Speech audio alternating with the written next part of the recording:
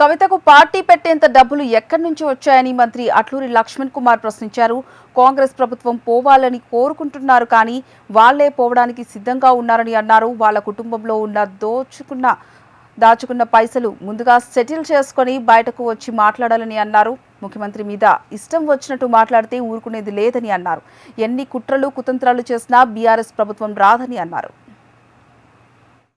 వరి ధాన్యాన్ని చివరి గింజ వరకు కొనుగోలు చేసి ఏం మిల్లర్ కటింగ్ లేకుండా కాపాడుతుంటే మార్పు కోరుకుంటే దేనికోసం మార్పు కోరుకుంటారు?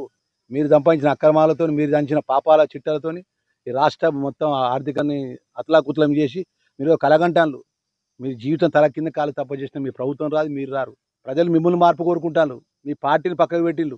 ఇంకా కూడా నువ్వు ఏది పడితే అదే మాట్లాడితే ప్రజలు నిర్ణయిస్తారు. మేము ప్రజలకు మంచి చేసే విషయం లోపల మా ముఖ్యమంత్రి గారి నేతృత్వం ముందు పోతుంది తప్ప ఈ తాటాకుల సప్పులకు మేము బయటలం కాదు.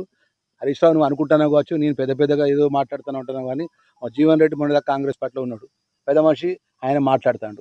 హరీష్ రావు మాట్లాడుతాడు, కేటీఆర్ మాట్లాడుతాడు, కవిత ఏదో మాట్లాడుతుంది. కవితకు ఆయన ఎక్కడికి వచ్చిండు, ఆస్తులు ఎక్కడికి వచ్చినాయి, ఇలా రాష్ట్రంలో ఒక పార్టీ పెట్టి అంత డబ్బు ఏడికలు వచ్చింది, నీకు చెప్తావా అని లెక్క తీస్తావా? మరి ఎప్పుడు మా మంది నేను కూర్చున్నామని ఎట్లయితే దురాలోచన ఉన్నదో, ప్రజలతో ఎన్నుకోబడ్డ ప్రజాస్వామ్యంతో ఎన్నుకోబడ్డ ప్రభుత్వం గౌరవ ముఖ్యమంత్రి గారిని పోవాలని ఎందుకు కోరుకుంటారు? వాళ్ళే పోయడానికి సిద్ధంగా ఉన్నారు. వాళ్ళ కుటుంబంలో వాళ్ళ సొంత కుటుంబ సభ్యులే మాట్లాడతాను. మన ఆయనకు చేతన అయితే లేదు, మన ఆయన మర మనిషి, ఆయన మాట్లాడతాను, మేము కాదు కదా.